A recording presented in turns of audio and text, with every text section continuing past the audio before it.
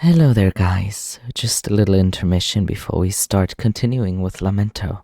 After thinking a little bit, I've decided to not continue streaming this project, but to bring it to you in this format as videos, pretty much like a Let's Play on YouTube here on my VODs channel.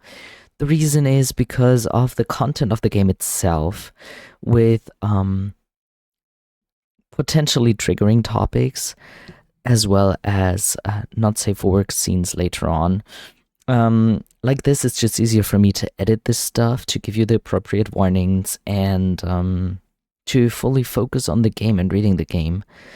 Because on stream, I do have to focus on chat as well, and it can be a bit distracting. So I do hope this is a solution that is fine for you and for me. And like this, I can also edit out that NSFW part so that it's YouTube safe, and can put that somewhere else. You probably know where. But for now, let's just continue right back into the game.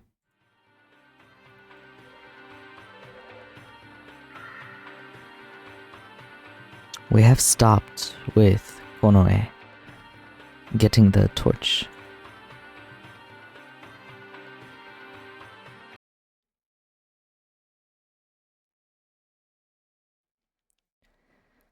None of the other cats would accept Konoe in his present state, and he wouldn't give in to the cats who ate each other just to see another day. If he stayed here, there were only two options: be eaten or killed. Only those two. Konoe felt anxious about leaving the house that held so many memories, but he couldn't cling to it forever. At least he would burn the memory into his eyes. He wouldn't let himself forget, even if his memories faded. His eyes roved over the room, the ceiling, the walls, the floor, the sparse furniture, the bed. He'd seen these things for as long as he could remember. They were dirty, but he wouldn't forget.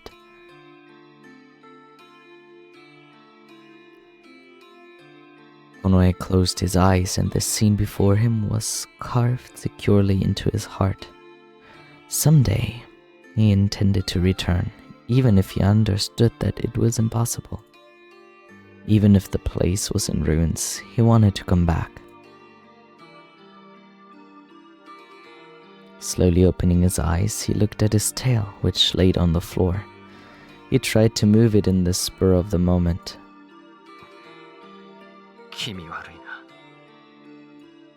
His tone was full of self-mockery. However, it really was his tail. Everything happening now was reality. It was unbelievable, and his hatred did not yet fade, but he could do nothing but accept it. Konoe sighed and looked up at the night sky. He could probably flee in the middle of the night. It was easy to move under the cover of darkness. But if he left the village, where would he go? Konoe had not thought of that. He didn't stand a chance. The neighboring villages everywhere else would be just like Kaoru. He couldn't show himself at those places either. The only place he could go was Ransen, the largest city in Sisa. It had not been invaded by the Void and did not have the sacrifice system. If Ransen attacked cats of all sorts, attracted, maybe they would understand the cause and find the cure for his symptoms. But the problem was getting there. There were not many stories of cats reaching Ransen from as far as Kaoru safely. Between Kaoru and Ransen was a dangerous forest. In the southern forest, the Void eroded everything. But to the north, it was different. It was a forest of abundant green where one could easily get lost. The forest of illusions. It was said that cats would fall for the illusions and return to the same place over and over again. It was said that once they entered, they couldn't get out again. The erosion of the Void was also much quicker there than in the south. Some had started calling it the Void Forest instead. And Ransen was not close at all. It was also said that monsters were appearing. Entering the northern forest was practically asking to die. Still, he had no choice. Konoe could do nothing but advance if he wanted to live. He weakly leaned against the barrel in his dark home and looked out the window at the sky.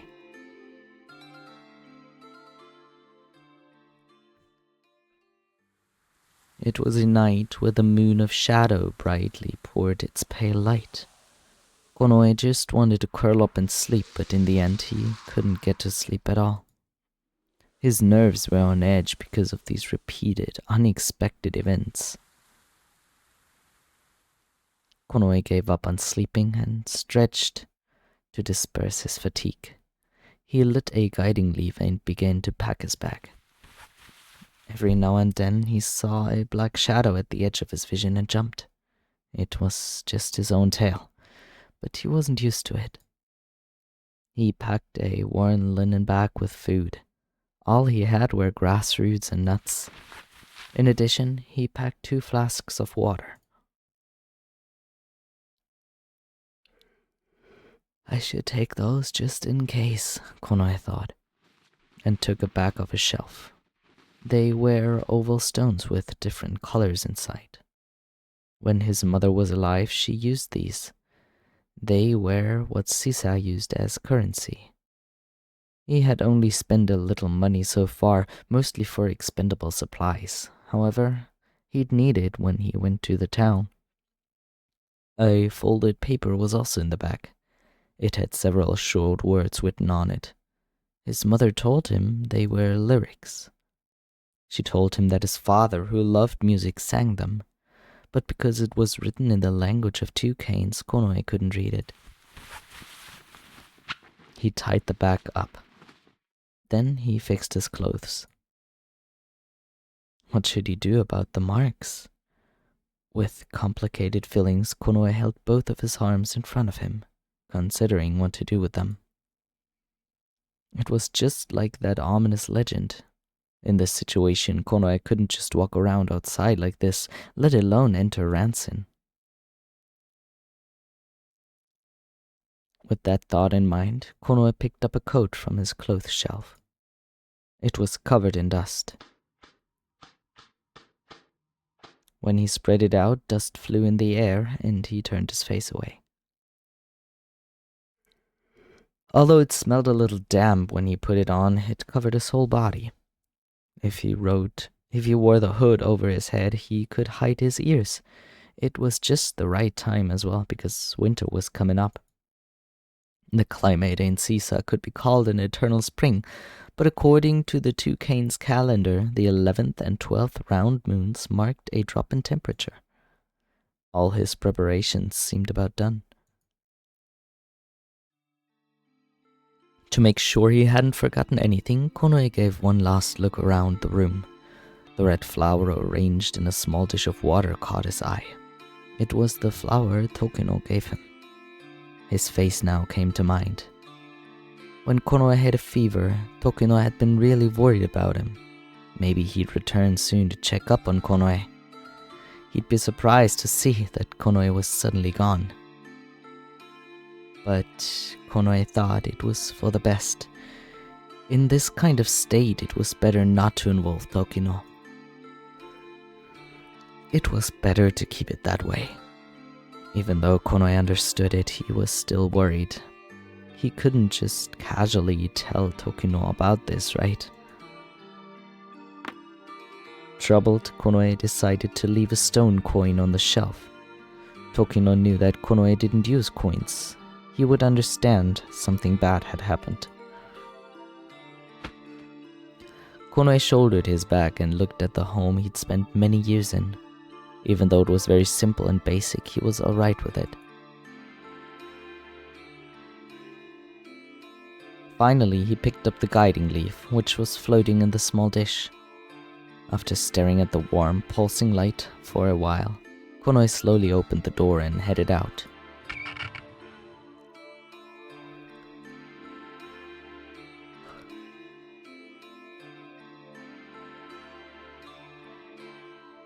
The weak moonlight illuminated the village road. Konoi narrowed his eyes and watched the landscape before him. Occasionally, cold wind brushed past his cheeks. The scent of the soil, wind, and forest. One would think it would be the same everywhere, but it wasn't. In Kaoru, there was a scent that only belonged there. He needed to leave the village quickly, something he had always thought about doing. However, Konoi was surprised at how he hesitated now. Perhaps it was because this was the village where he was born and raised. The feelings from all the time he spent here were engraved into him one by one. He didn't need to look anymore. Closing his eyes to burn the memory into his mind, Konoi headed to the entrance of the village.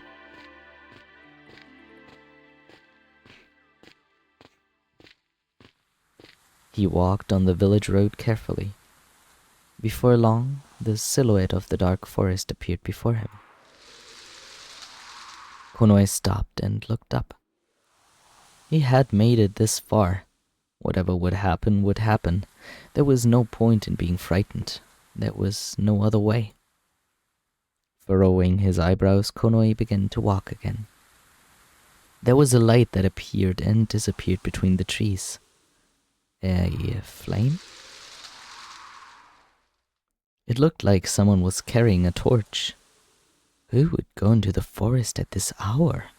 And for what reason? When he looked harder to try and see it more clearly, a strong gust of wind blew his hood back. Konoi hurriedly pulled it back up. Konoi looked behind him, startled. He could smell another cat in the wind. Someone was in the shadows. They were trying to suppress their presence. He'd be preoccupied with the suspicious flame flickering in the forest and hadn't noticed them. Two glimmering eyes stared right at Konoi. The cat stood up slowly and uttered a low growl. Konoe, omae, nanda sono mimi? Shippo no iro mo da. He had seen them. そんな色じゃなかったよな。その色、まさか不吉な。まさか、この絵、お前は。The cat raised his voice and bared his fangs as he spoke. It was the worst situation. He had to avoid fighting. If the other cat made the situation worse and more cats gathered, Konoi wouldn't be able to escape. In this case, Konoi suddenly turned around and dashed towards the forest. Konoi heard footsteps coming after him, but he didn't look back and kept running. The cat wouldn't chase him into the forest. Konoi rushed onwards and leapt into the forest. Leapt, such a weird word.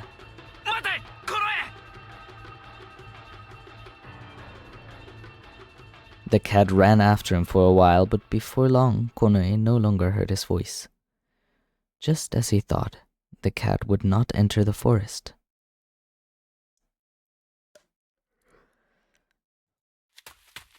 How long had he run? Konoi stopped and caught his breath. The cat would surely report this to the elder, but this was the forest where, once you entered, you wouldn't be able to escape. He doubted they'd chase him here. Calming his breathing down, Konoi carefully looked around. All the thick trees looked the same. The overlapping branches and leaves blocked the moonlight. There was no wind, but his footsteps made a sound in the grass. It wasn't so different from the rumors. It was really a strange forest. It wouldn't be a surprise that monsters were living here. But it was better than being murdered in the village. He had been chosen as a sacrifice anyway. He couldn't live in Kaoru anymore.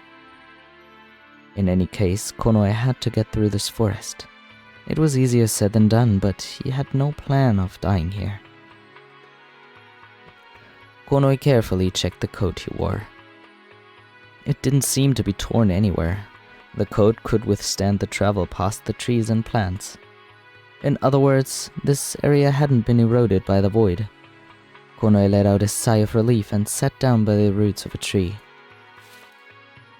The wind passing through the forest was cold. It permeated through his clothes even though he wore his coat. Konoe's ears twitched and he drew one knee up to his chest. What should he do now? Konoe was forced to come here, but now that he was here, there was nothing he could rely on. Until the moon of light rose, he would advance carefully through the trees. It might be dangerous, but it was better than doing nothing. Monsters. Would they appear here? He hadn't heard anything about them in Kaoru.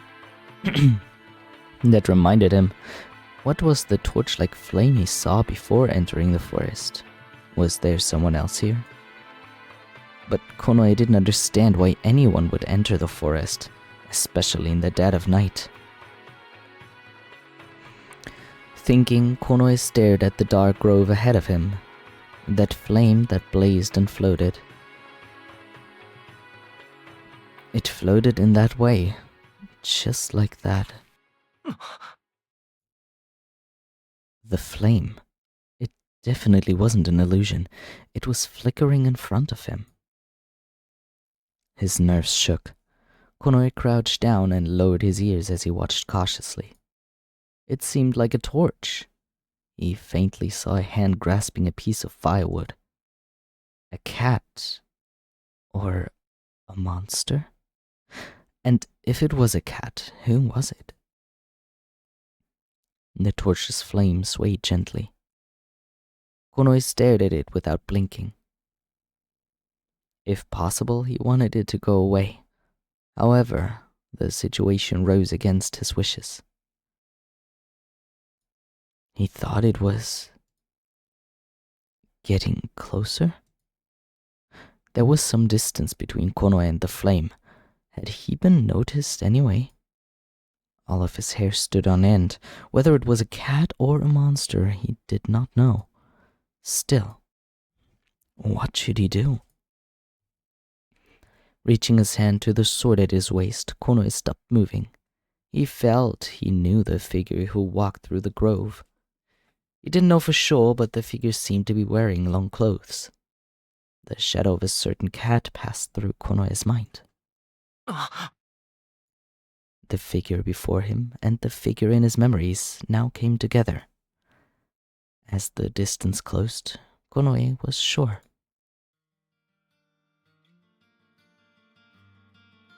It was the poet.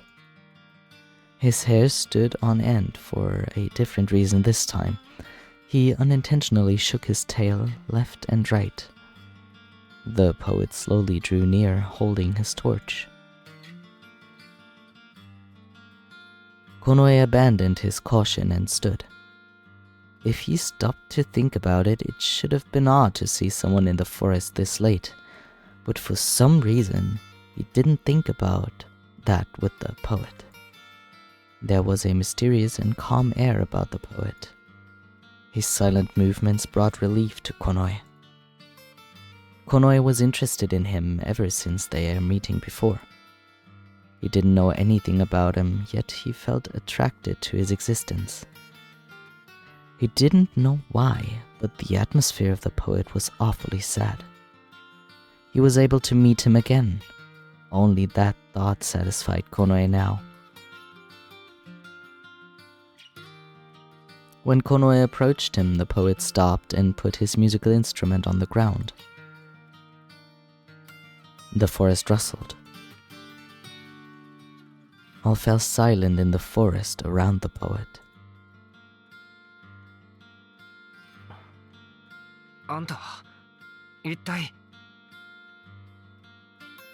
There was no answer. The poet only smiled, but Konoe kept asking questions, as if the floodgates had been opened. どうして森にどうしてここに俺がいることが分かったんだ偶然なのかあんたは何者なんだ There was no answer. Konoe couldn't see the eyes behind the hood very well because of the shadows, but he felt the poet was staring at him. The poet turned to look back to the forest behind him and made an unhurried gesture. 何 The poet nodded slightly. 何かあるのかその先に The poet turned his back on Konoe and gazed at the sky. His long clothes fluttered subtly.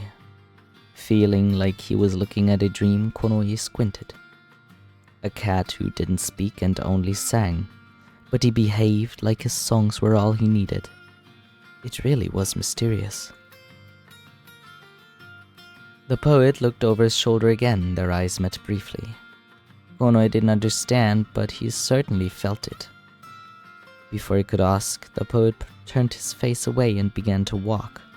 Was Konoe supposed to follow him? Was it alright if he followed? Konoe was confused and the poet kept walking on. Why should he hesitate? He was alone after all. Maybe the poet wasn't an enemy Konoe had to avoid. He decided to follow him.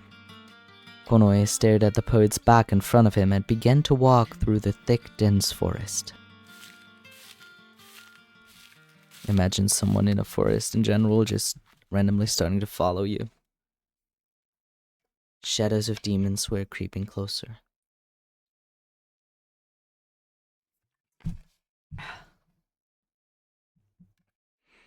As Konoe looked at the shaking branches and leaves of the trees, he thought of such things. The forest was really dark. The smell of grass was unpleasant. The humidity clung to his fur uncomfortably. Konoe followed closely after the poet so as not to lose sight of him and his torch. Where exactly were they going? The poet walked so smoothly he seemed like he was floating. A strange cry sounded somewhere. The whole forest hushed and watched Konoe. Meanwhile, the poet was his only guide. Darkness filled his view, and then suddenly the bush opened up before him. Brush. Ahead was a small clearing. There was a large stone in the middle, a boulder. When the poet reached the side of the boulder, he looked to Konoe as if to beckon him over. Beacon, sorry.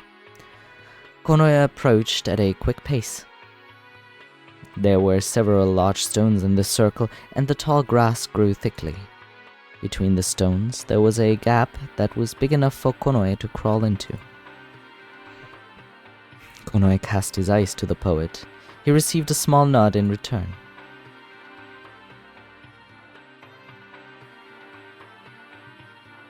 Konoe lowered his posture and crawled into the gap between the stones. Inside was a little damp, and he felt a chill when he sat down. He drew in his tail and tucked it between his feet. It was small and dark, but strangely, Konoe liked it. He leaned against a stone, sighed, and cast his eyes towards the poet. Konoe stretched his body and looked around. He was gone. He was just there, and then he disappeared like a mirage. In utter amazement, Konoe slowly returned to the gap between the stones. Was Konoe being deceived? Or was this all an illusion? At that thought, he immediately crawled out of the gap. Was it a trap? Konoe hid in the bushes and watched. He heard nothing besides the rustling of the trees. Returning to the gap between the stones once again, Konoe tried to think. Even though he felt suspicious, Konoe still thought the poet wasn't an enemy. Perhaps he knew Konoe was lost and came with the intention to guide him. Konoe had such a feeling. When he closed his eyes, the image of Kaoru he saw before leaving revived once again. His appearance had been recognized by a cat of his village. He couldn't forget the fear in his eyes when he saw such a horrible thing. Pain ran through his throat and chest. He couldn't go back anymore. I love the animation where it's just whoop, hood on. As Konoe kept still, sleep crept up on him. He couldn't sleep here, but his body felt weary. Even while he thought he mustn't sleep, he felt his eyelids grow heavy. Konoe gradually fell asleep.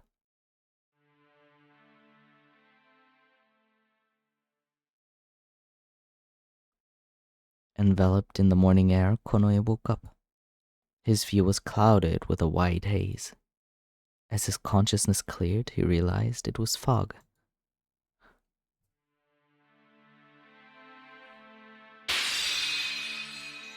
Jesus Christ, that jump scared me. Forest of illusions lost in the forest. He got up from the stone he was leaning on. Because of the uncomfortable posture, his body creaked in protest. He crawled out from the gap in the stones and stretched. Konoe turned his eyes to his tail and was still shocked to see it had turned black. This was the first time he'd seen it in the light. He checked the marks on his arms and legs. They were black, and they seemed even more detestable than they did at night. Konoe rubbed them lightly, but they didn't go away. His ears must still be black too. He realized how hopeless the reality was and began to feel depressed. But feeling that way wouldn't help him. He rolled up the sleeves of his shirt and began to groom. Konoe looked around the morning forest. The atmosphere was a little different now that the bright sky had replaced the dark of night. When he was done grooming, Konoe shouldered his burlap back and stood up. By chance, he remembered the poet. He didn't know whether that was a dream or reality. Mulling over the mysterious events of the night before, Konoe walked through the forest.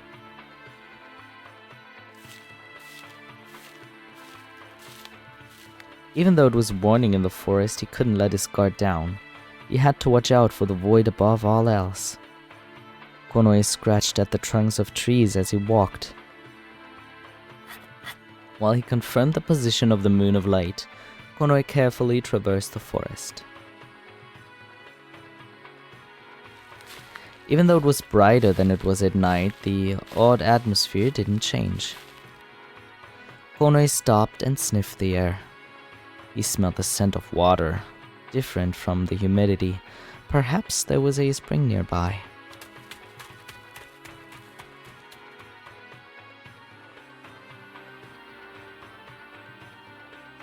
He pushed aside some bushes and found a small pool of water.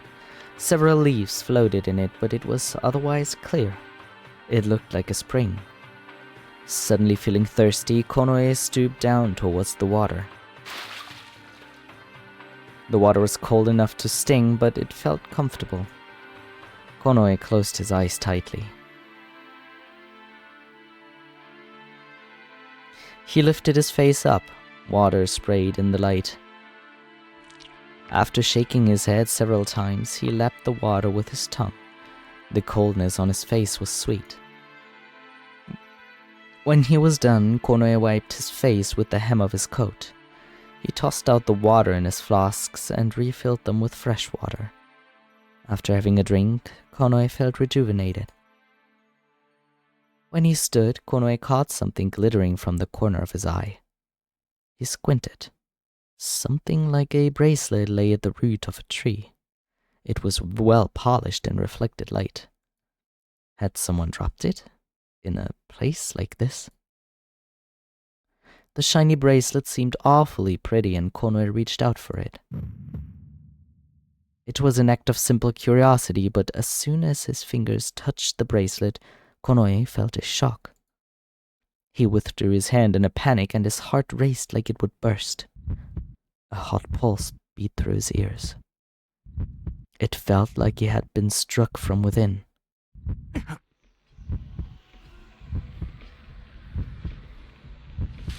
Konoe gritted his teeth and knelt down. His vision shook. Whether it was the ground, the air, or himself shaking, he couldn't tell. Konoe didn't understand what was happening. The intense pulsing didn't stop, and he began to pant. Sweat rolled down his temple. It felt familiar. It felt just like when he empathized with someone.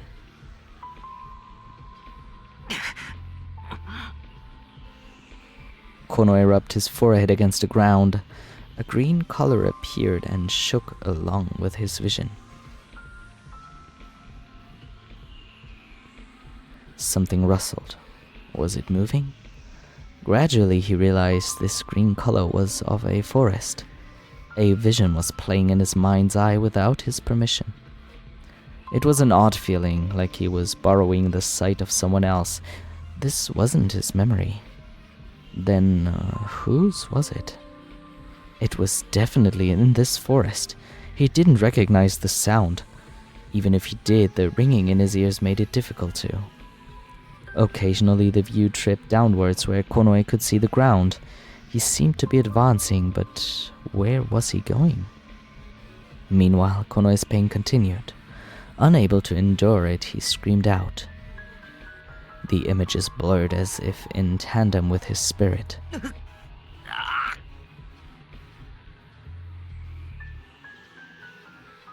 Then the verdant memory ended. Konoe opened his eyes. Stunned for a little while, he breathed harshly. The pain that tormented his body had inexplicably disappeared just now. Was it a dream? No, it was different. It wasn't a dream. Konoe was surely conscious. It was the forest. It was an image of the forest. Konoe slowly raised his body and looked at the bracelet resting at the root of the tree. It looked like an ordinary bracelet at first glance, but when he touched it, it shocked him. 見えたんだ、そいつの記憶。 Suddenly, he heard a voice from overhead. Konoe jumped, but then laid down low. He looked over the surrounding grove, but there was nothing standing out in the deep green. どこ見てんのさ、全然違うよ。 A slightly high-toned voice echoed with laughter from all directions. He didn't know where it came from. Feeling like even his breathing was noisy, Konoe held his breath. こっちだったら。 He heard an impatient voice behind him. When Konoe turned around, a shadow jumped out. The shadow turned around in the air and landed before Konoe. A number of leaves fell and fluttered around. Konoe jumped back immediately. Oh my god, I forgot about him. ひどいな。そこまで逃げることないのに。 Oh my god, I forgot about this little shit. Oh wow. Oh wow. I do remember not liking him though. The shadow was a boy dressed in strange red clothes, smiling mischievously. He had pale skin that seemed almost transparent. Konoe fixed his eyes on him without dropping his guard, sniffing the air. The boy didn't smell like a cat. Besides that, he had a strange, hairless, shiny tail sneaking between his legs. He was not a cat. Konoe tensed even more. The boy clasped his hands behind his back and bowed mockingly. ずいぶん用心深いんだね。リビカたちはみんなそうなの。でも心配しなくても何もしないから安心してよ。真っ黒になっちゃった猫さん。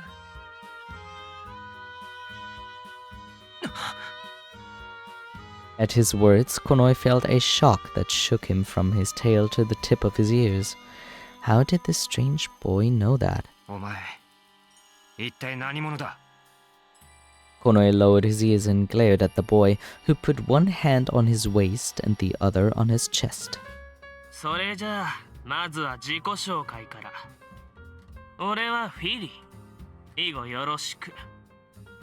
まあ、敵か味方かって聞かれたら、味方とは言えないだろうね。 Oh my god, Firi. I just remember not liking him, but I do not remember what role he plays anymore. The boy known as Firi lowered his head respectfully. どうして俺のことを知ってる?どうしてだと思う？ Anger rose in him because of Firi's teasing. Konoe growled as he felt like throwing himself on Firi at any moment. いえ。ああ、怖い怖い。そんなに怒るなよ。俺がどうしてお前を知ってるかとか、そんなのどうでもいいじゃないか。Firi shrugged exaggeratedly. だって世界は広いんだからさ。俺はお前にとっていかにも怪しいもの。そうなんだろ？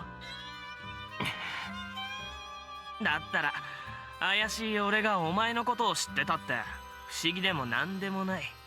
違う？黙れ。He didn't want to hear such things. Konoe clenched his fist and felt a sharp prick. Instead of using his sword, Konoe wanted to strike him directly with his claws.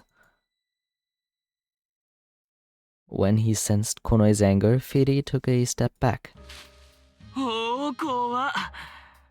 そんなことよりもさ、もっと知りたいことがあるんじゃないの？例えば、さっきの腕輪とか。The bracelet. When Konoe's expression changed, Firi laughed in triumph. He jumped off the ground and sat on a branch slightly higher than Konoe. 気になってるんだろ、その腕輪。そいつに触ったら変なものが見えちゃったもんだから。Firi made a gesture towards the offending object. もう気づいてるかもしれないけど、お前が見たのは記憶。そいつの記憶さ。記憶？そう、腕輪のね。Firi threw something down from the tree. It was a pendant. It was a little bit ornate, but was considerably old. 触れてごらんよ。Firi shifted his feet and tilted his head. 触れてごらんったら。それとも怖いの？だったらやめれば？別に無理強いしないし。Konoe knew he was being provoked, but he was still angry. He half-heartedly reached out for the pendant. His heartbeat pulsed as soon as his fingertips touched it. Again, this feeling. It was just like with the bracelet. The same sense of confusion, the reckless driving of his heart and body, the headache. Unable to stand any longer, Konoe fell to his knees.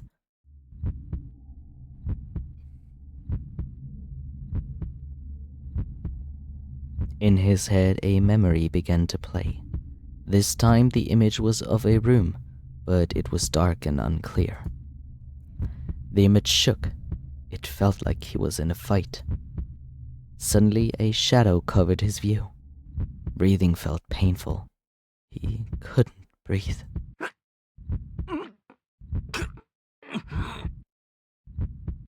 Konoe gritted his teeth and endured it. His mind became numb and a high-pitched sound rang in his ears. Just as he thought he couldn't take it anymore, a strong sensation surged through his thoughts. I'm going to be killed.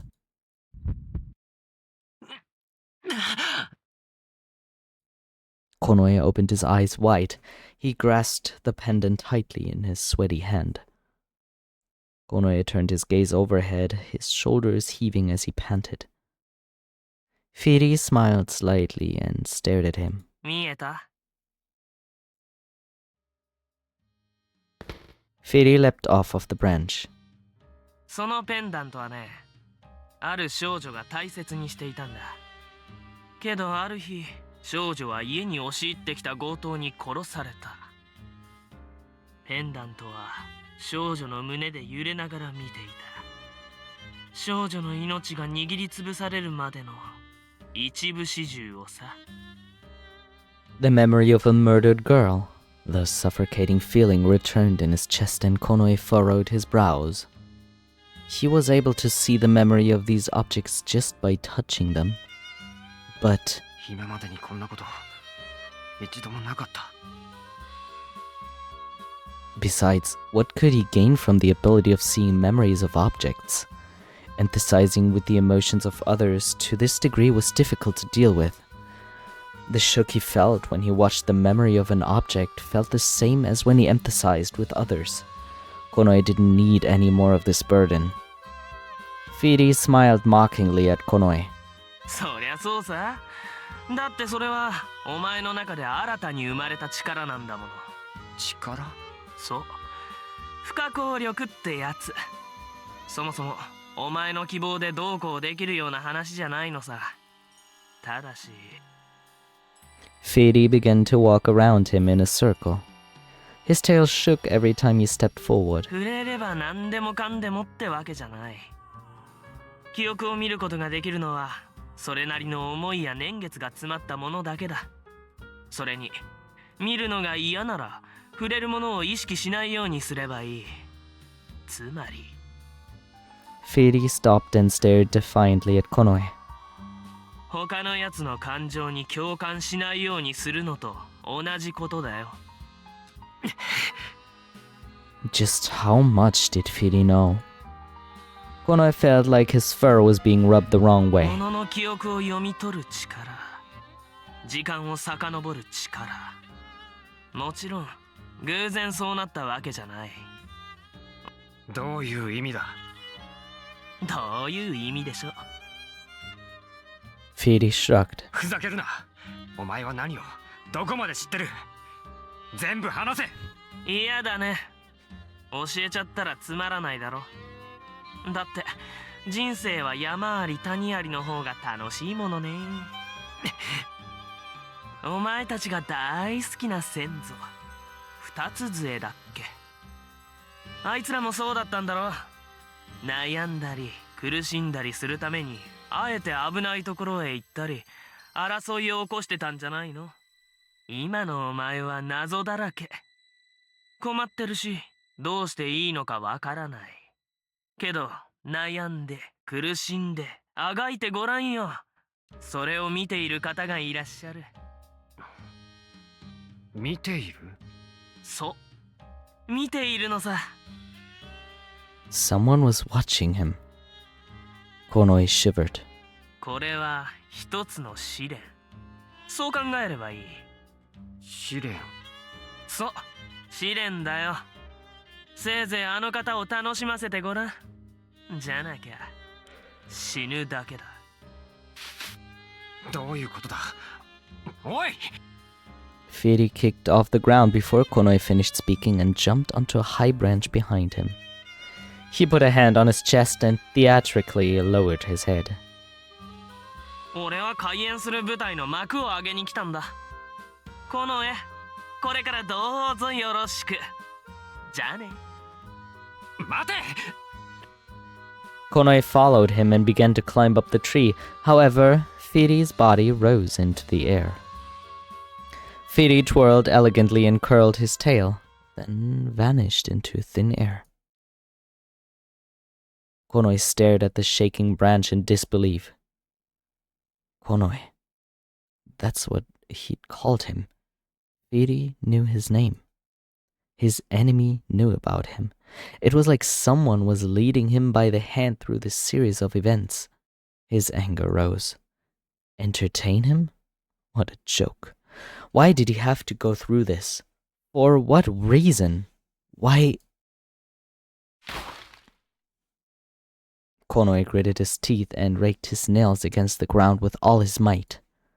He didn't know why he was giving in to this anger, but he was unable to contain himself.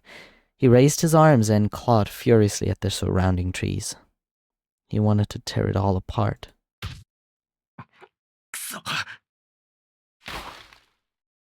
Whenever his nails dug into the trunks, he felt an indescribable emptiness in his heart. Konoe wanted to tear apart that emptiness. He clawed at the trunks and tore the leaves.